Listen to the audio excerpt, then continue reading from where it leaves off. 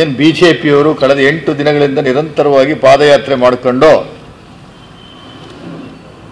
ಅವರ ಮೈ ಮೇಲೆ ಮೆತ್ತಿದ್ದಂಥ ಪಾಪವನ್ನು ತೊಳೆಯುವಂಥ ಒಂದು ಪಾದಯಾತ್ರೆ ಇವತ್ತು ಸಮಾವೇಶ ಮುಕ್ತಾಯಗೊಂಡಿದೆ. ಮಹಾರಾಜ ಗ್ರೌಂಡಲ್ಲಿ ನಾವೇನು ನಿನ್ನೆ ಮಾಡಿದ್ವಿ ಅದೇ ಜಾಗದಲ್ಲಿ ಪಾಪ ವಿಮೋಚನೆ ಮಾಡುವಂಥ ಒಂದು ಕಾರ್ಯಯೋಜನೆ, ಅದರಲ್ಲಿ ಎಲ್ಲ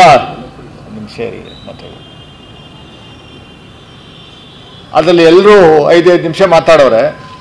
ಕುಮಾರಸ್ವಾಮಿ ಅವರು ಮಾತ್ರ ಪಾಪ 1.25 ಗಂಟೆಗಳ ಕಾಲ ಮಾತಾಡಿ ಮಾನ್ಯ ಮುಖ್ಯಮಂತ್ರಿಗಳನ್ನ ಮತ್ತು DK ಶಿವಕುಮಾರ್ ಅವರನ್ನ ಬಾಯಿಗೆ ಬಂದಂಗೆಲ್ಲ ಮಾತಾಡುವಂಥದ್ದು ನಾವು ಕಂಡ್ವಿ.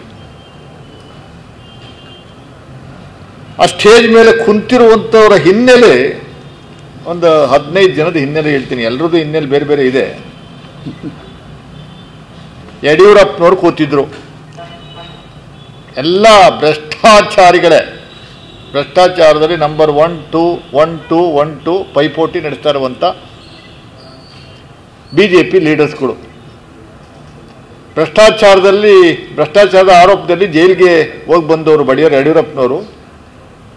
ಸದ್ಯ 17 ವರ್ಷದ ಹೆಣ್ಣು ಮಗುವನ್ನು ಲೈಂಗಿಕವಾಗಿ ಉಪಯೋಗಿಸ್ಕೊಳ್ಳೋಕೆ ಹೋಗಿ ಪೋಕ್ಸೋ ಕಾಯ್ದೆ ಅವ್ರ ಮೇಲೆ ದಾಖಲಾಗಿದೆ. ಹೈಕೋರ್ಟ್ನ ಒಂದು ಕೃಪಾ ಕಟಾಕ್ಷದ ಮೇರೆಗೆ ಅವರಿವತ್ತು ಬೇಲ್ ಮೇಲಿದ್ದಾರೆ.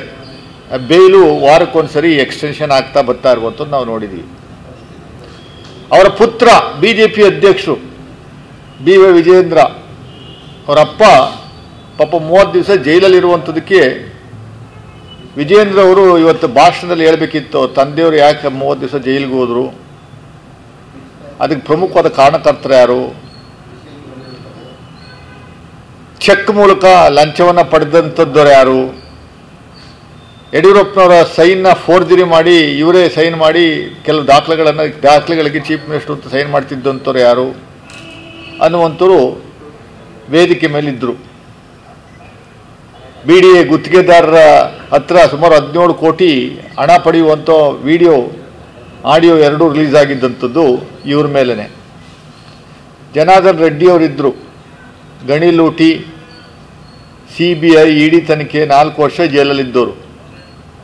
ಶ್ರೀರಾಮುಲು ಏನು ರೋಷಾವೇಶದಲ್ಲಿ ಭಾಷಣ ಮಾಡಿ ಮುಖ್ಯಮಂತ್ರಿಗಳನ್ನು ಉಪಮುಖ್ಯಮಂತ್ರಿಗಳನ್ನು ಬೈಯುವಂಥದ್ದು ಸಿಂಗಲ್ ಪಾಯಿಂಟ್ ಅಜೆಂಡಾ.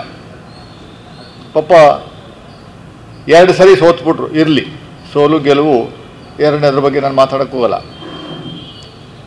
ಆ ಮಾನ್ಯ ಸಮುದಾಯದ ಚಾಂಪಿಯನ್ ಅಂತ ಹೇಳ್ಕೊಳ್ಳುವಂಥವ್ರು ಈಗ ಯಾವ ಸ್ಥಿತಿನಲ್ಲಿ BJPಯವರು ಇಟ್ಟಿದ್ದಾರೆ ಅನ್ನುವಂಥದ್ದು ಅವರಿಗೆ ಹೇಳಬೇಕಾಗುತ್ತೆ. ಮುನಿರತ್ನ ನಕಲಿ ವೋಟರ್ ID ಹಗರಣದ ಆರೋಪಿ, R ಅಶೋಕ್ ಮಾರ್ಕೋಪೋಲ್ ಬಸ್ ಖರೀದಿ ಹಗರಣದಲ್ಲಿ ಇವ್ರ ಮೇಲೆ ಕೇಸಿದೆ.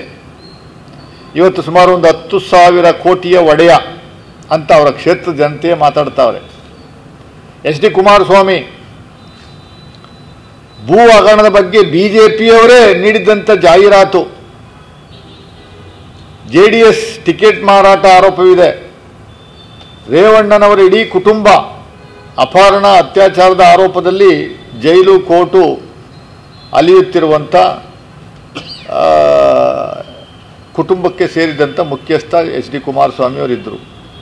ಡಾಕ್ಟರ್ ಅಶ್ವಥ್ ನಾರಾಯಣ PSI ನೇಮಕಾತಿ ಹಗರಣ, ಭೂ ಹಗರಣದ ಹಗರಣ, ಅಲ್ಲಿ ವೋಟರ್ಸ್ ಐಡಿನಲ್ಲೂ ಇವರು ಹಗರಣದಲ್ಲಿ ಸಿಕ್ಕಾಕೊಂಡಿರುವಂಥದ್ದು ನಾವು ಕಾಣ್ತಾ ಇದ್ದೀವಿ. ಗೋವಿಂದ ಕಾರಜೋಳ ಇರಿಗೇಷನ್ ಮಂತ್ರಿಯಾಗಿದ್ದಾಗ ಸುಮಾರು 22,000 ಕೋಟಿ ಸರ್ಕಾರದ ಅಪ್ರೂವ್ನೇ ಇಲ್ಲದೇ 10% ಕಮಿಷನ್ ತೆಗೆದುಕೊಳ್ಳುವಂಥ ಹಗರಣ ಇವ್ರ ಮೇಲಿದೆ. ಸುನಿಲ್ ಕುಮಾರ್ KPTCL ಅವರ ಪವರ್ ಮಂತ್ರಿ ಆಗಿದ್ದಾಗ KPTCL ಟೆಂಡರ್ ಇಲ್ಲದೇನೆ ಅಪ್ಲಿಕೇಶನ್ ಹಾಕೋದಕ್ಕೂ ಕಮಿಷನ್ ಪಡೆದಂಥ ಕೀರ್ತಿ ಅವ್ರಿಗೆ ಸಲ್ತದ್ದು.